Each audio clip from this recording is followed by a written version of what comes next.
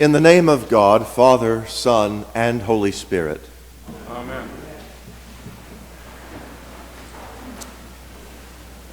So there we stood on the faded, pitted, cracked asphalt of the playground, a bunch of boys waiting for two captains to choose teams. For me, it was the worst part of recess.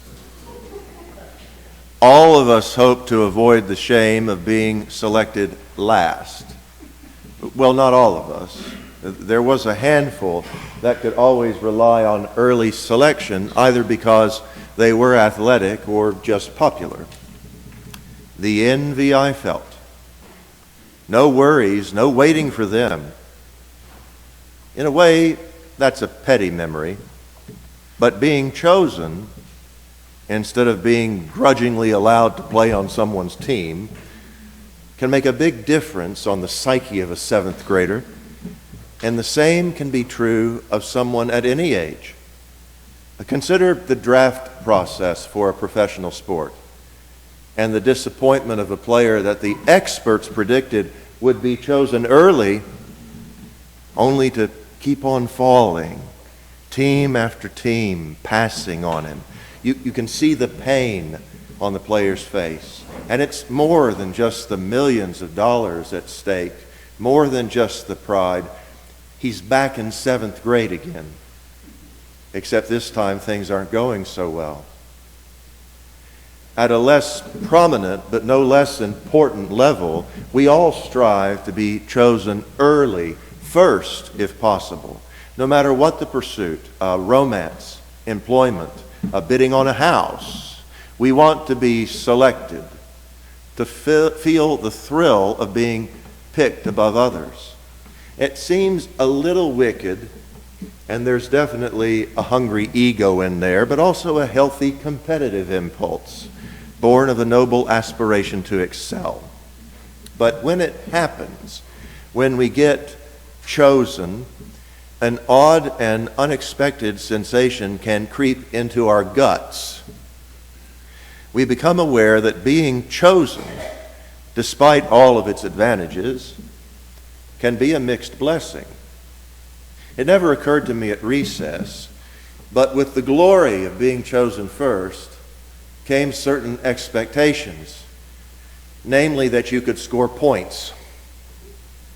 A number one draft pick had better perform, and not just well, but better than everybody else, and do it quickly, or it will not be long before the pundits start calling him a bust, a bad choice.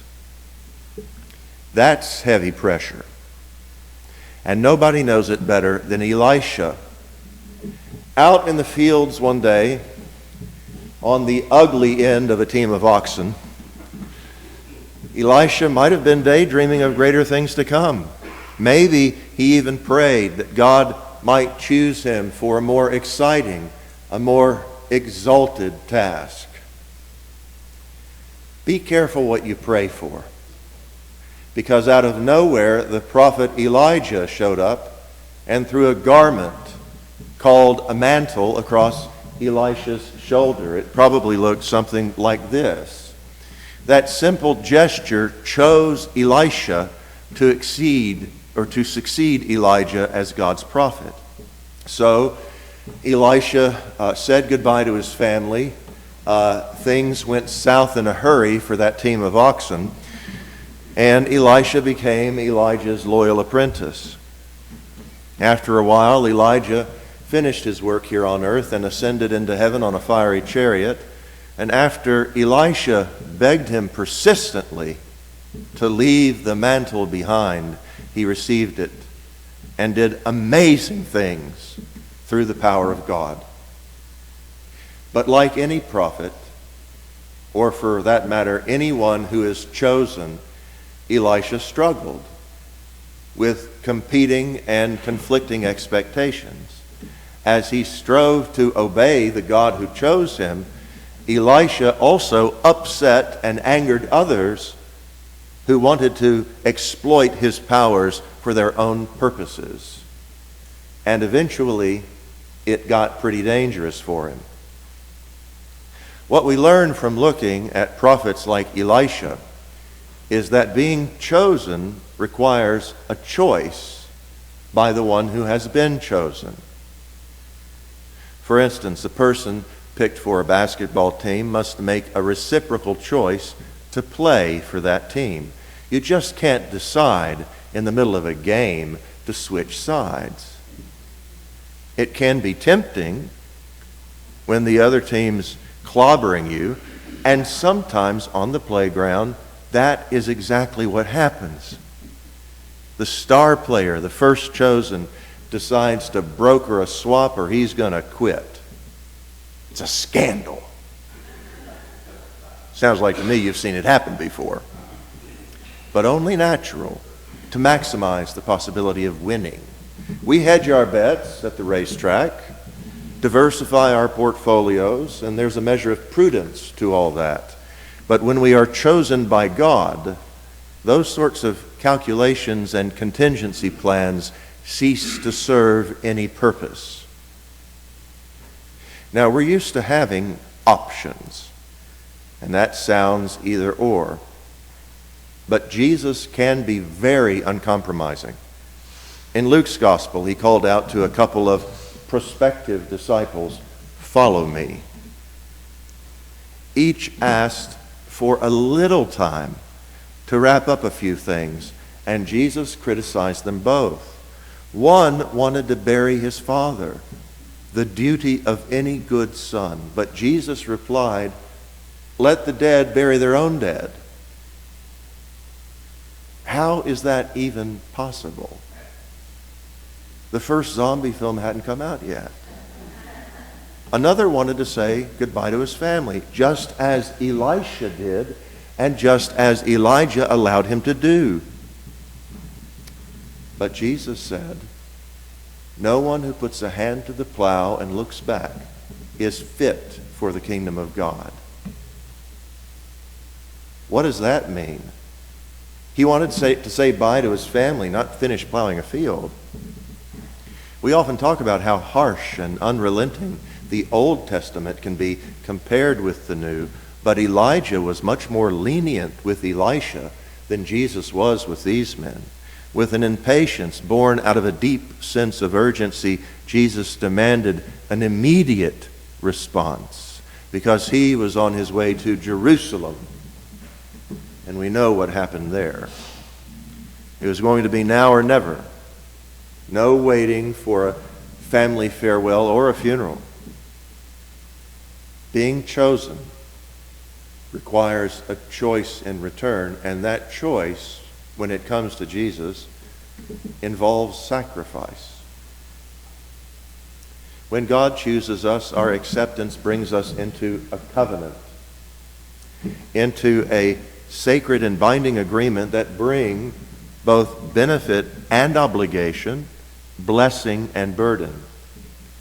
Being chosen by God means life over death, more peace, less anxiety, hope that diminishes despair.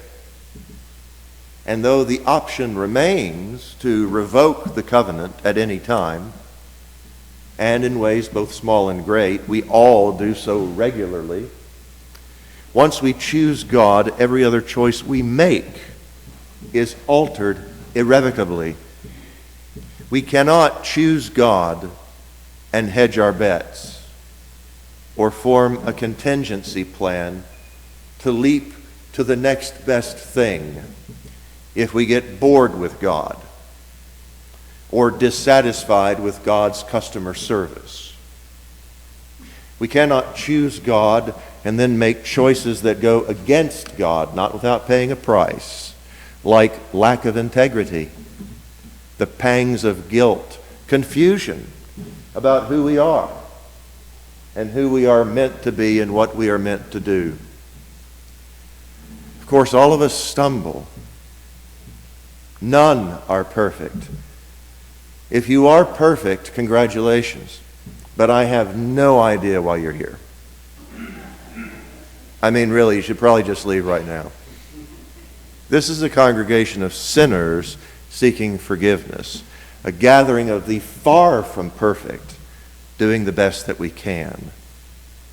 But at the heart of every choice lies an intention to do something or to be someone in particular.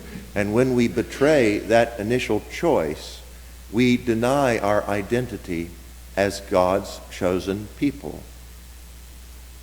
It's not that God no longer chooses us, but we refuse God's choice, because being chosen is a mutual thing. It's like the player that gets chosen first, but wants to trade teams if his is losing.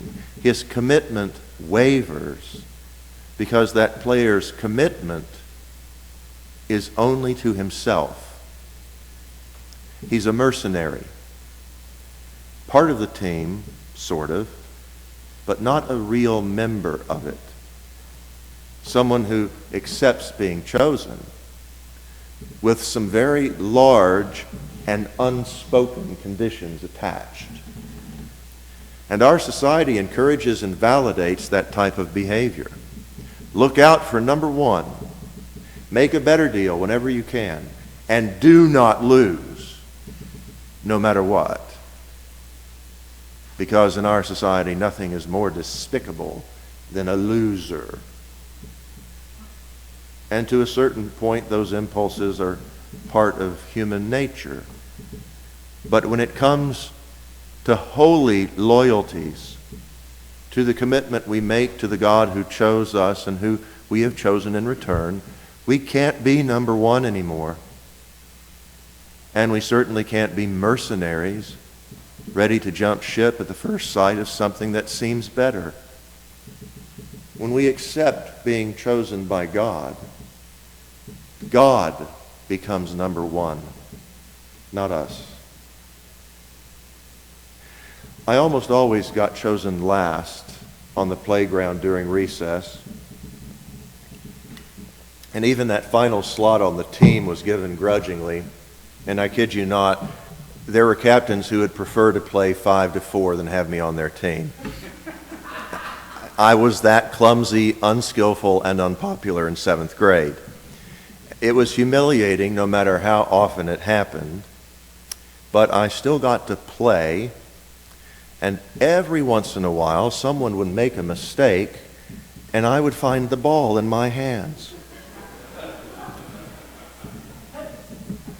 Of the many good things about God is that everyone was chosen first.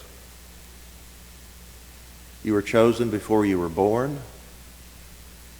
You were chosen before creation existed.